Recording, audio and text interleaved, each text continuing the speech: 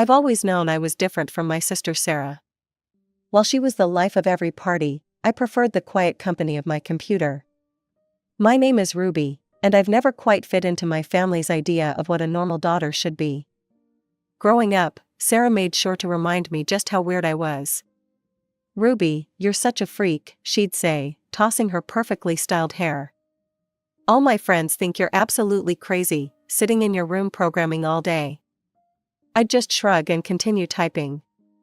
The rhythmic clicking of my keyboard was more comforting than any conversation with Sarah's judgmental friends could ever be. While she was busy planning her next social event, I was learning Python, Java, and C++. My parents never really understood my passion for programming, but they couldn't argue with my grades. "Ruby, honey," my mom would say, her voice tinged with concern, "wouldn't you like to go out with some friends instead of staring at that screen all day?" But I had my own dreams, and they didn't involve following Sarah's path of endless socializing. When I got accepted to college with a full scholarship in computer science, even Sarah couldn't make a snide remark about that. "Well, actually, she did. At least you won't have to worry about boys distracting you there." After graduating, I landed a job at a top mobile app development company. The salary was incredible, much more than I let on to my family. I knew exactly what would happen if they found out. Sarah would be at my door with her hand out, and my parents would guilt-trip me if I refused to help. So I kept quiet, lived in a modest rented apartment, and saved every penny I could. My dream was simple: a country house where I could work remotely, away from the chaos of the city and nosy neighbors. A place where I could finally find peace. But life has a funny way of throwing curveballs, and mine came in the form of a phone call from Sarah.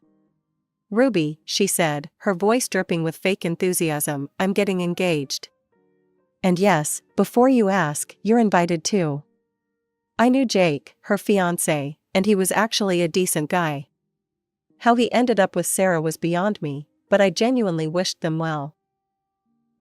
However, I could tell from her tone that she would have been happier not inviting me at all. "The engagement party is at LeBlanc next month," she continued, her voice taking on that familiar condescending tone. "And please, for the love of God, dress like a normal person. No t-shirts, no jeans, and please do something with your hair.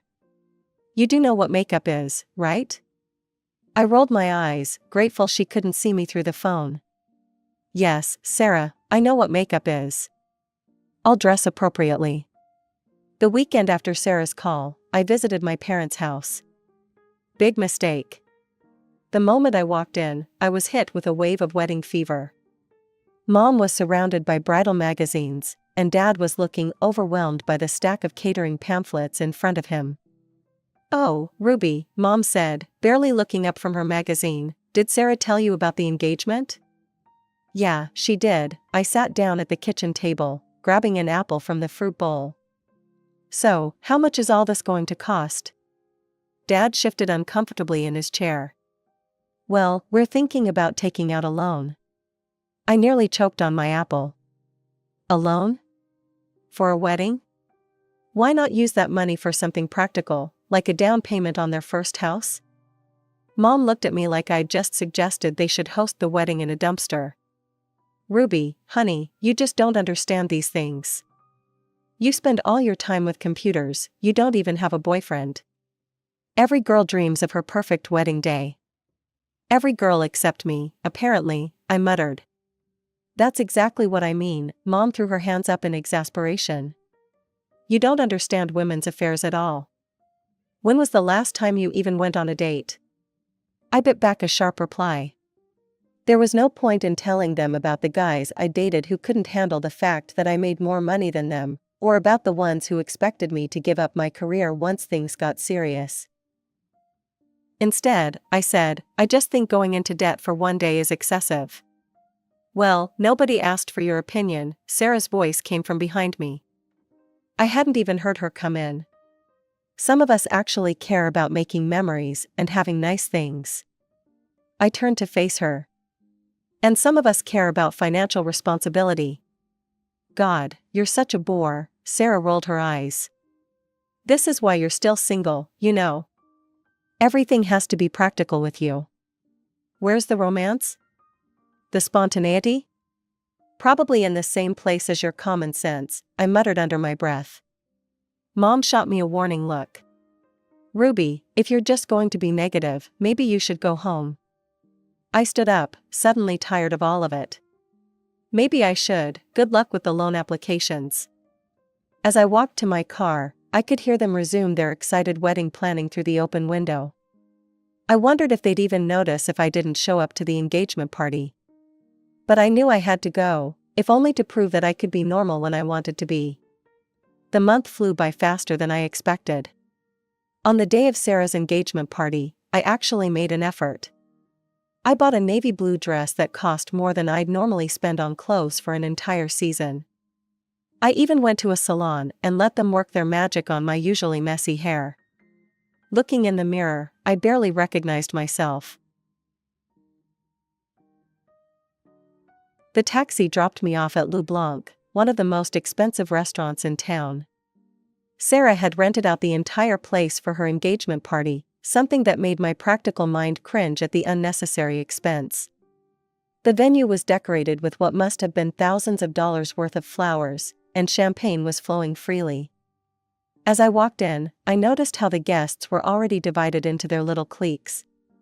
Sarah's friends from college were huddled near the bar, giggling and taking selfies. The groom's family occupied several tables near the front, all looking properly impressed by the extravagant display.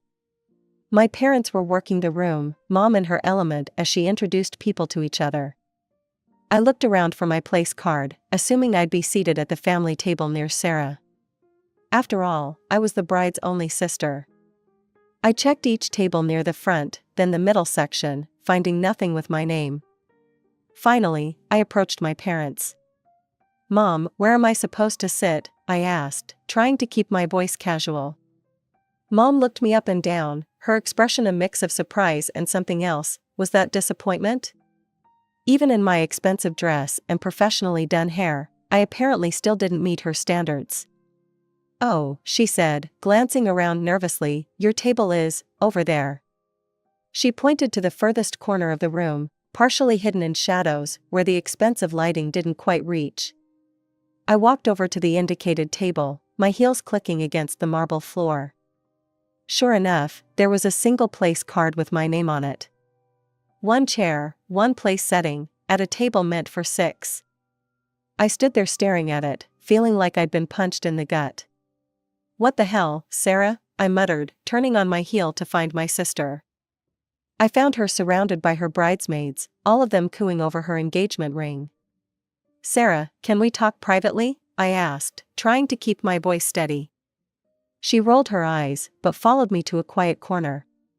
What is it? And please don't make a scene. A scene? You put me at a table by myself in the corner, like some kind of pariah, and you're worried about me making a scene? Oh, get over yourself, Sarah snapped. What did you expect? You're a total loser, Ruby. All my friends think you're weird, and Jake's family doesn't need to be subjected to your peculiarities. I felt like I'd been slapped. Your friends think I'm weird? Because I have a successful career instead of living off our parents? Because I don't post every detail of my life on social media? No, because you're a freak who cares more about computers than people. Sarah's voice was rising, attracting attention from nearby guests. Before I could respond, Mom appeared at Sarah's side. What's going on here? Mom, Sarah just called me a loser and a freak, I said, hating how my voice cracked. Mom's face hardened. Ruby, stop making a scene, this is your sister's special day. Just go sit at your table and try not to draw attention to yourself. I looked between them, these two women who were supposed to be my family, and felt something inside me break. Without another word, I turned and walked to my isolated table in the corner. I sat at that lonely table for exactly 30 minutes. I watched as Sarah and Jake made their official engagement announcement. I watched as my parents beamed with pride. I watched as everyone else in the room celebrated, laughed, and enjoyed themselves while I sat alone in the shadows. Finally, I'd had enough. I grabbed my purse, stood up, and quietly made my way to the exit. Nobody noticed me leaving, or if they did, they didn't care enough to stop me. The taxi ride home was a blur. I kicked off my expensive heels the moment I got through my apartment door and changed into my comfortable programming clothes. Yes, the t-shirt and jeans Sarah so despised. Then I did what I always did when I needed to process emotions. I started coding. Hours turned into days, days into weeks. I threw myself into my work, taking on extra projects and earning substantial bonuses. My bank account grew while my contact with my family shrank to nothing. No calls, no texts, no visits. It was like I'd been erased from their lives, and honestly, it felt like a relief. That's when I decided to stop waiting and start living. I had more than enough saved for a down payment on a house, and my salary could easily cover a mortgage. I contacted a realtor named Lisa and told her exactly what I was looking for. Single-family home, preferably somewhat isolated, good internet connection for remote work, and absolutely no nosy neighbors. I listed my requirements. Lisa laughed. "I think I know just the place." She was right. The house was perfect, a modern country home with a wraparound porch, surrounded by enough land to ensure privacy. The previous owners had already set up high-speed internet, and the home office had massive windows overlooking a small pond. "I'll take it," I said the moment we finished the tour. The mortgage process was smooth, and within weeks, I was a homeowner. I told exactly 2 people about my purchase, my best friend from college and my team lead at work. My family didn't need to know, they'd lost that privilege when they'd relegated me to the shadows at Sarah's engagement party. I moved in gradually, setting up my home office first, then furnishing the rest of the house room by room.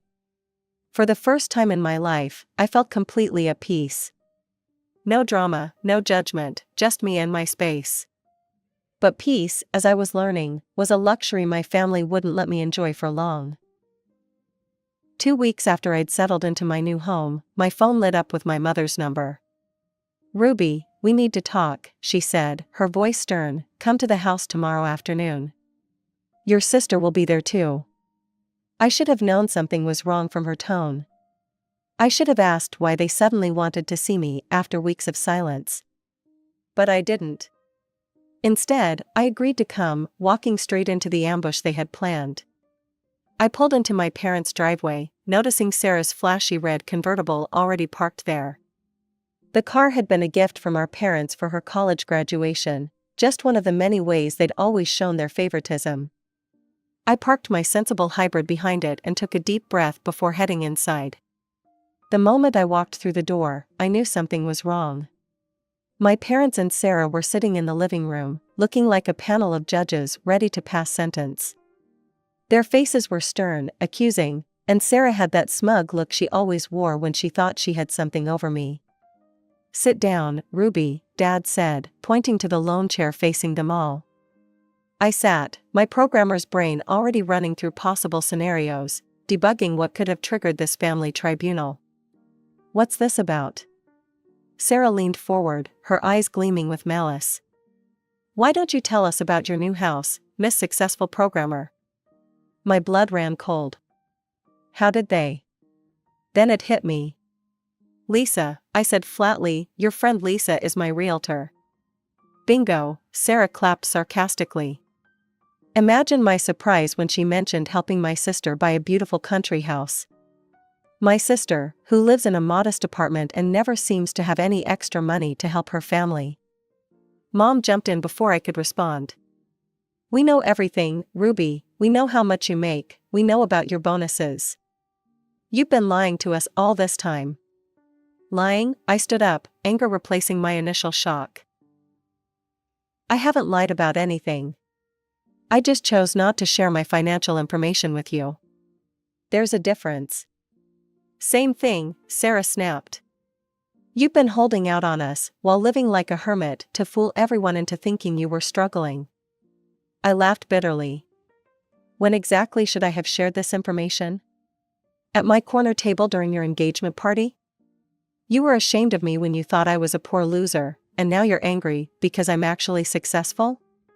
Dad raised his hand to quiet us both. "Ruby, The point is, you've never shown any interest in helping your family. We're taking out loans for your sister's wedding while you're buying country houses. Interest in helping? I couldn't believe what I was hearing. When have any of you shown interest in my life? You've never once visited my apartment. You've never asked about my work except to dismiss it as sitting at a computer all day. The only time you pay attention to me is when you need something or want to criticize me. They started talking all at once, their voices overlapping. We could have used help with Sarah's college tuition. I needed a new car last year. The wedding venue deposit alone is crushing us. I held up my hand. I'm done making excuses for my success. I'm done feeling guilty for managing my money well. I'm leaving. Wait, Sarah's voice cut through the chaos. We didn't actually call you here to fight about your secret wealth. I turned back, dreading what was coming next. Since you can afford country houses, Sarah said, her voice sickly sweet, you can pay for my wedding. I felt a laugh bubble up from somewhere deep inside me, not a happy laugh, but the kind that comes when something is so absurd you can't help but laugh or cry. Don't you dare laugh at us, Sarah stood up, her face reddening. You owe us. I don't owe you anything, I said, my voice deadly calm. Especially not after how you've treated me. How we've treated you, Sarah screeched. You're the one who's been living a lie, hiding your success from your family. I turned to face her fully. You're right, Sarah, I am successful. I'm a loser who can afford to buy her own house.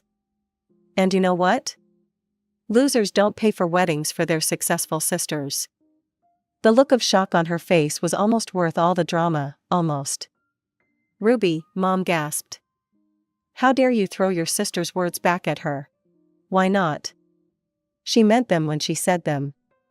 She meant them when she stuck me in the corner at her engagement party. She meant them every time she called me a freak or weird or crazy. Why shouldn't I mean them now? I walked to the door, ignoring their protests and accusations. Just before leaving, I turned back one last time. You know what's funny? If you had ever shown genuine interest in my life, if you had ever treated me like a real member of this family instead of an embarrassment to be hidden away, I might have actually wanted to help. But you made your choices, and I've made mine. I drove home to my beautiful new house, feeling lighter than I had in years. But the universe wasn't done testing me yet. The very next day, while I was setting up my new home office, I heard aggressive knocking at my front door.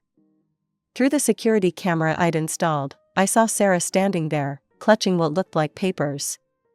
I opened the door, but blocked the entrance. What do you want? Here, she thrust a stack of papers at me. This is the list of wedding expenses. The venue deposit is due next week.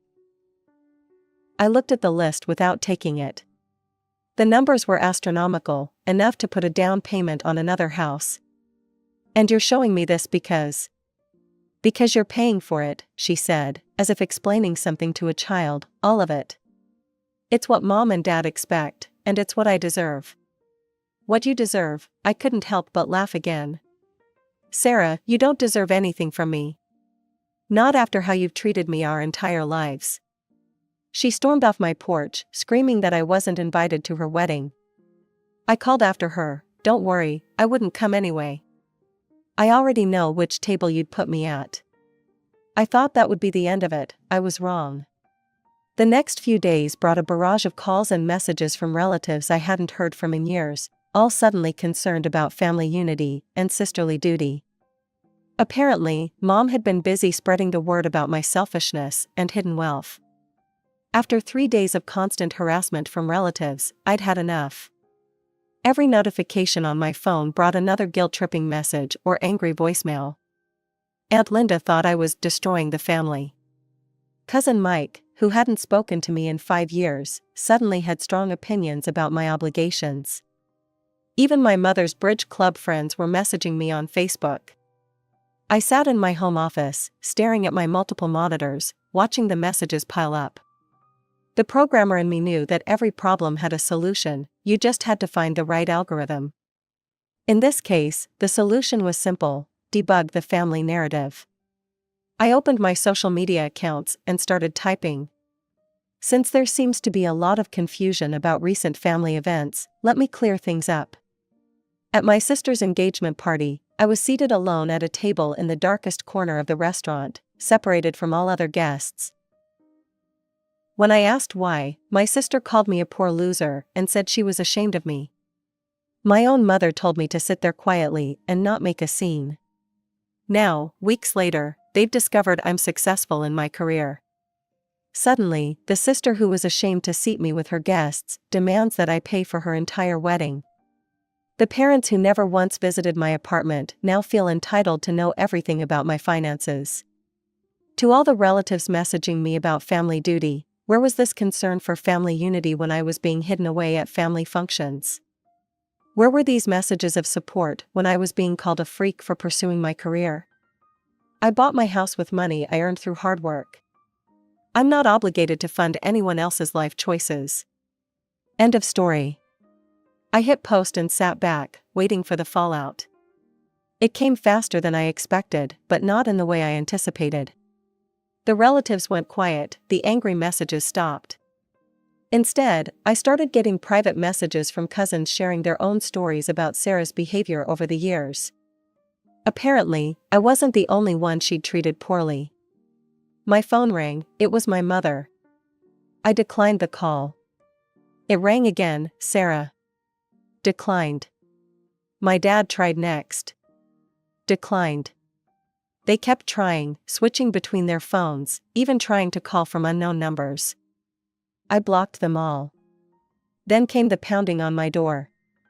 I checked my security camera, my parents and Sarah were standing on my porch. Sarah was screaming something about how I'd ruined her reputation. Mom was crying. Dad looked uncomfortable. I turned on the porch speaker, another tech addition I'd installed. Go home. I have nothing to say to any of you. Ruby, please, Mom's voice crackled through my security system. We can talk about this. Now you want to talk, I responded through the speaker. After years of dismissing me? After trying to shame me into paying for Sarah's wedding? No thanks. You're destroying this family, Sarah screamed at my security camera. I couldn't help but laugh. No, Sarah, you and Mom and Dad did that years ago. I'm just finally standing up for myself. They stayed on my porch for another hour, alternating between threats and pleas. I kept working, letting my noise-canceling headphones block out their voices. Finally, they left, but not before Sarah screamed that I was definitely not invited to her wedding. Like that was supposed to be a punishment. Life has a way of moving forward, whether you're ready or not.